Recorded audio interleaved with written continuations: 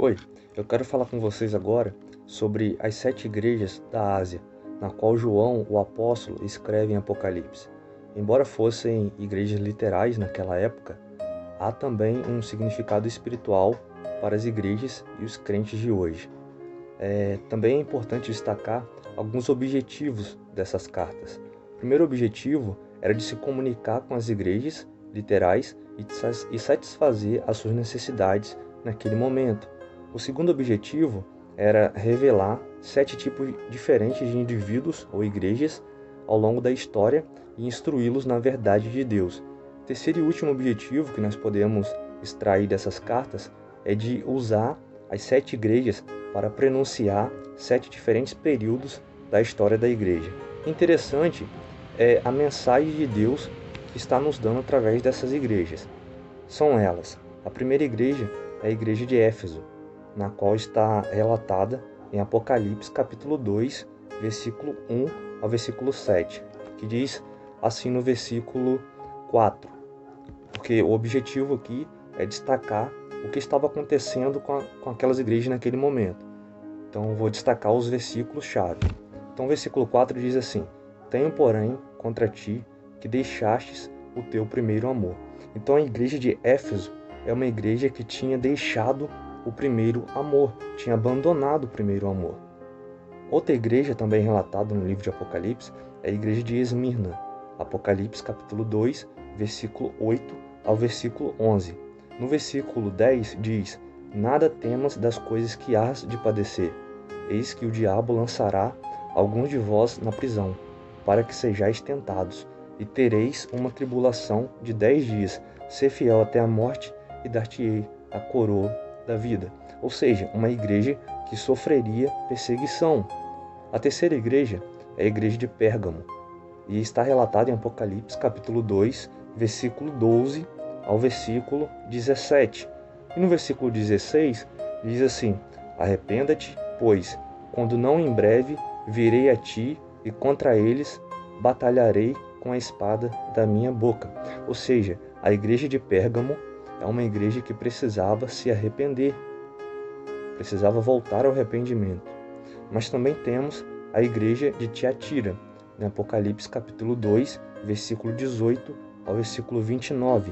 No versículo 20 diz: Mas algumas poucas coisas tenho contra ti, que deixas Jezabel, mulher que se diz profetiza, ensinar e enganar os meus servos. Ou seja, Jezabel se autoprofetizou, como uma profetisa, e ali começou a ensinar e a enganar os servos daquela igreja. Então, Tiatira era uma igreja que tinha uma falsa profetisa. A quinta igreja é a igreja de Sardes, que está escrito em Apocalipse capítulo 3, versículo 1 ao versículo 6. No versículo 2 está escrito: Sê vigilante e confirma os restantes que estavam para morrer, porque não achei as tuas obras perfeitas diante de Deus. Ou seja, uma igreja que tinha adormecido. Olha só, ser vigilante. A sexta igreja é a igreja de Filadélfia, onde está relatada em Apocalipse capítulo 3, do versículo 7 ao versículo 13. No versículo 10 diz: Como guardaste a palavra da minha paciência, também eu te guardarei da hora da tentação, que há de vir sobre todo o mundo, para tentar os que habitam na terra. Ou seja, Filadélfia é uma igreja que tinha sofrido pacientemente. A sétima e última igreja relatada no Apocalipse é a igreja de Laodiceia, em Apocalipse capítulo 3, versículo 14 ao versículo 22. E no versículo chave, que é o versículo 16, diz: Assim, porque és morno e não és frio, nem quente, vomitar-te-ei da minha boca. Mas você pode se perguntar, qual a importância de eu saber dessas igrejas? Numa autoanálise, quem sabe você se identificou como uma dessas igrejas, dessas 7 igrejas. Por exemplo, a igreja de Éfeso é uma igreja que tinha deixado de lado o primeiro amor. Já não amava a Deus acima de todas as coisas. Então, se você se identificou como a igreja de Éfeso, é momento de voltar ao primeiro amor. Mas quem sabe também você se identificou como a igreja de Esmirna, a qual a igreja que estava sofrendo perseguição. Quem sabe você tem sido perseguido, quem sabe você quem sabe algumas pessoas têm te caluniado, não sei, têm te julgado, mas sabe de uma coisa, eu nunca vi uma árvore que não desse fruto sofrendo ataque de alguém. Então, se estão te atacando, é porque está dando fruto. Então a igreja de Esmirna era uma igreja que sofreria perseguição. Mas aí Deus está falando para você neste momento, ser fiel até a morte e dar-te-ei a coroa da vida.